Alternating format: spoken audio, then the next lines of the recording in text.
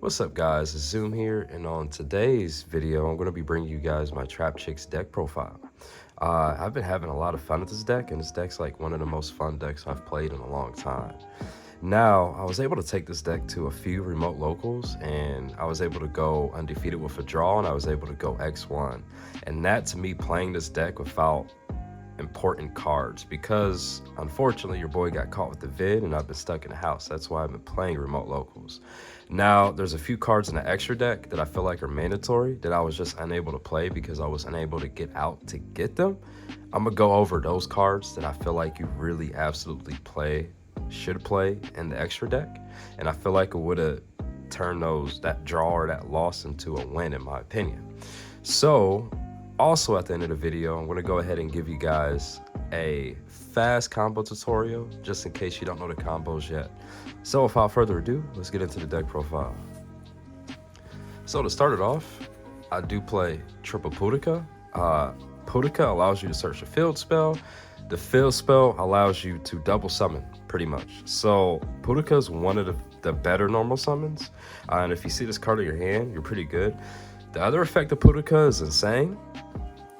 So if you special summon this card, which you can special summon it from Sarah, or you can special summon it from the trap, which we'll get into, the second effect of this card allows you to banish a monster your opponent controls, and then during the next standby phase, they can special summon any monster they can summon any monster in their banish column.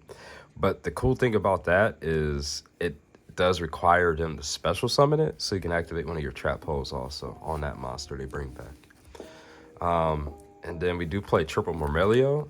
After playing this deck quite a bit, I feel like Murmelio is the best normal summon. It allows you to get the trap to your hand, and if you have any other normal trap in your hand paired with this, that's full combo. And then the last three that we play is triple Mantis. Mantis allows you to search a Traptrix monster. And this can also facilitate a combo board if you play it correctly. Then for two ofs, I play two Dionea. And excuse me if I get these names wrong. I just started playing this deck, so I'm slowly learning everything. But Dionea is the one where it's you normal summon, and it's a wolf bark. So you normal summon, you can special summon one from grave at defense position. Also, the secondary effect is if this card is special summon, you can target one trap hole in your graveyard and you can set it. It does get banished during the next standby phase, but you have a way to bounce it back. And then the last Traptrix monster I play is 2 Arachnocampa. A lot of people play this at 3. I only play it at 2. It is an extender, but it does lock you at the same time. And this is a horrible card to like it being your only normal summon. Like if you open with like this, or if you open with this and you don't have like the Traptrix trap card, the one that special summons, if you don't have that Hoyutia and you don't have another trap, like your combos, like you just don't combo. So that's why I play 2 Dionea and I play 2 Arachnocampa. But this card, you can special summon it. It does lock you into the insect type, but it's really good because it's an extender for those horrible hands, and it protects your back row, which is important, and it comes up after game 1 when they're sighting at lightning storms and Harpy's feather dusters. So what I tend to do is I'll make my board and I'll keep this in hand regardless if I can keep going, because first, I don't want to play in the nib. Secondly, I keep this in hand, so they'll go lightning storm or they'll go Harpy's feather duster, and I could just special summon this to protect them. And then for the rest of the engine that I play 2 Parallel Exceed. Parallel Exceed for me has been pretty decent actually.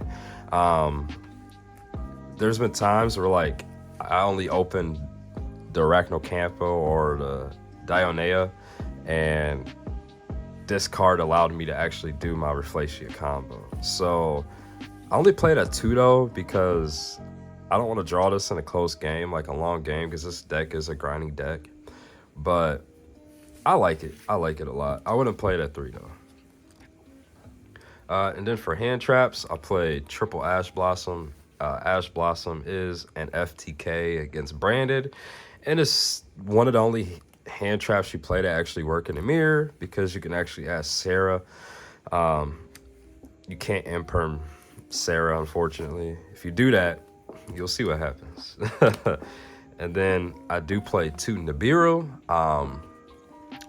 I was playing this card at 3, but I don't know. There's a lot of times where it's in my hand and I'm just like, I wish this was something else, you know. But I mean, regardless, it's a good hand trap. And then I do play. So I don't know. It probably could have been something better, but I don't have a lot of cards on me right now. So the one I play a 1-of Valor, but literally it can honestly, like, you can play your 3rd Nib or something else. But Valor's really good in a mirror match because you can't imperm your opponent. You can Valor them. So Ash and Valor do really well in a mirror match. You can imperm like Mermelio and stuff, but you can't like imperm Sarah when they get to that. And then for spells, I do play 1 Garden. Garden's pretty insane. And the fact that if you, for some reason, decide you want to play in a nib and you get nibbed, you can activate Garden, banish, and do full combo. For other spells, I played 2 Pot of Prosperity. You'll see the reason why I only play 2 here in a second. But Prosperity is definitely better than the other Traptrix monster. I mean, not monster, the other Traptrix spell that lets you draw 2. Because every time I activated this, the card I needed was always after the 2nd card. Like a lot of the time, the card I need is the 6th card, which is insane. But yeah, Prosperity is really, really good. And then I do play, to end the spells, I play 2 Thrust. This is the reason I play 2 Prosperity. Because Thrust is actually insane in this deck. So a lot of the times, most of the time, I'm using Thrust to get evenly matched game 1. Game 2, I'll use Thrust to get like Regeki or something that just helps me do that. And you can use Thrust to go full combo. So if you're not afraid of interruptions and they use like, I don't know, Ash Blossom on your Sarah, so you can't set your trap, you can activate Thrust, and then you can get your trap and then full combo. A lot of people side this. I'm playing it in main for now. That could change, but this card has been insane for me, and I'm gonna keep it in because it's won me a lot of games. That's it for the spells. For traps, I do play triple imperm. You got it. This format just requires you to play triple imperm. There's not much I can say about this. The only thing is like this card isn't fantastic in the mirror match. So if you run into a mirror, I haven't done it yet where I sided these out because it still hits Mermelio and stuff. And it allows your Sarah to go off, but this card's kind of a weird card to even play in a mirror because you can make their Sarah go off. So it's like, I don't know. It's really good against every other matchup, but in a mirror, it's eh. And then for other traps, I play 1 Gravedigger's Trap Hole. This is for Ibiru, anything else like that. There's this one player where he was at 2,000 life points. He activated a hand effect, and I Gravediggers him for game. 1 Terrifying Trap Hole Nightmare. This is a card I just started deciding to play. I decided to play this the second locals I played because there's a lot of times where I have Rafflesia on the board, and it's just like, what am I supposed to do with this? Because like, I just didn't find a good time, and this card would have been perfect. So I threw it in, and this card has been fantastic. And this is a card you can actually use on your turn also as an interruption. So yeah, this card's insane. Then I play 1 Bottomless and then 1 Nightmare. A lot of people play Nightmare too. I've been playing 1, and I really don't miss it at all because I can get access to this at any point in time. And then Bottomless is obviously Bottomless.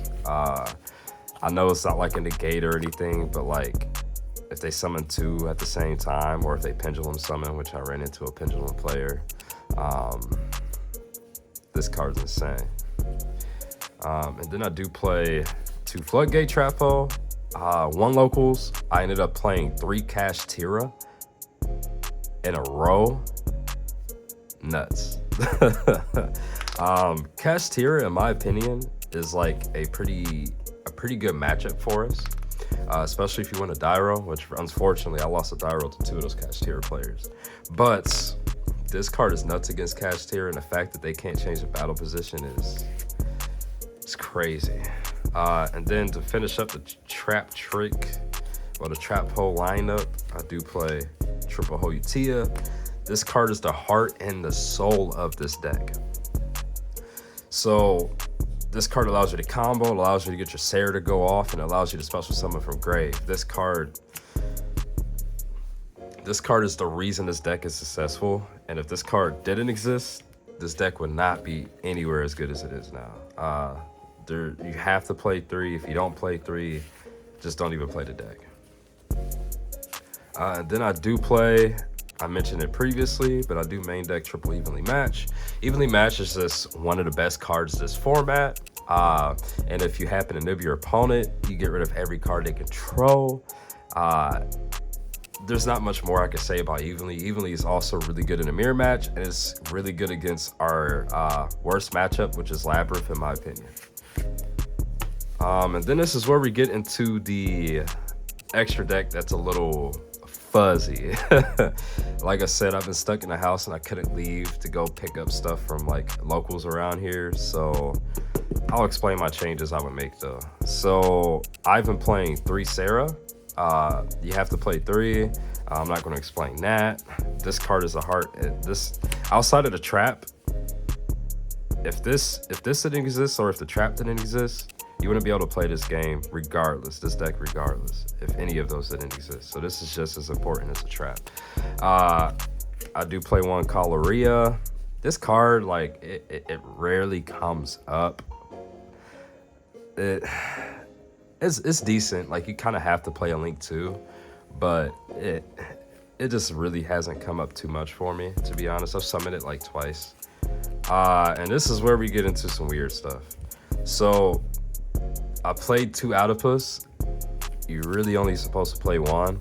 But like I said, I didn't have access to cards. But this Oedipus should definitely be an Exciton Knight. So this first slot would be Exciton Knight for me personally. Because there's so many situations where I'm like, I'm wasting so many resources to go into a Zeus when I could just go into Exciton right now. But yeah, Exciton is mandatory in my opinion, and this card should be an Exciton. But Oedipus is insane, man. This is how you get over the monsters you really shouldn't be able to get over, those 3,000 plus attack monsters. As long as you control a trap card in your graveyard, this card, every Traptrix monster you control gains 1,000 attack. And then you can actually activate this card's second effect. You could target, if you have like the amount of trap cards you have in your graveyard, you can target that many cards your opponent controls and negate their effects. You can also target spells with this, also spells or traps. And then you could banish a normal trap card from your graveyard, and you could pop one of those cards you negated the effects on. So this card comes up almost every game, but you only need to run it at 1. This card should be Exciton. This is the best card in the mirror match. And it's really crazy against Natria. So I played against that Runic Natria shenanigans, and I got rid of his Natria Beast. And I summoned this, and I took his Beast. He couldn't play after that. But yeah, this card is insane in the mirror, and it's really insane against Natria too. And then I do play 2 Rafflesia. It's Rafflesia, you gotta play this card at 2. And I know a lot of people like try and go into like double Rafflesia boards. If you're like really not worried about Nib, you can go like Redoer and then special summon Arachno Camper from hand, because it only works for the rest of the turn. And then you could just go into Redoer, and then you can go into Rafflesia. And then this is another weird one. I played 2 Pingu Kula, I think that's the name of it. But this card is really, really, really good against branded, and it allows you to extend even more because you can add a Traptrix monster to your hand. Honestly, you only have to play one. So this is another card that needs to be swapped out. And I'll explain that here in a second with what I would swap it out with. But yeah, this card is necessary, but it's only necessary at one. And then I do play one Alumeris. This card does come up. It's a special summon. It's really good. And then, like I stated previously, I do play one Redoer because this card's insane if you attach a trap card to it, which is very, very easy in his deck. And then, if you're playing against a spell heavy deck, you can get the spell, you can get the draw also. Yeah, and then I do play double Zeus just because we're playing against a lot of Kashtira, and if you don't have a way to get rid of their board, then it is what it is. So as far as the extra deck, as far as what I would change, honestly, there's a few things. Like I said, one of these have to be an Exiton Knight. I feel like Usa, the Earth Charmer, is just like too necessary for the mirror match to not play. But what you could do is, if you're really like feeling it, is you can like cut one of the Zeus, and you can play this package with the Spriggan's Exceed. You could cut one of the Zeus for that, or if you really don't like Redoer, you can cut Redoer also. But everything else in this extra deck, in my opinion, is necessary. The only card I feel like is like cuttable outside of what I showed you is, man, I don't even know. This extra deck is really tight, but like I said, you need to at least throw in an Exiton Knight because that's very important. You have to play the 3 Sarah. The Coloria is like the only thing I would personally cut because I never found any reason to play it. But you know, it is what it is. All right, guys, so let's get into some combos. Now, this hand is like not a perfect hand, right?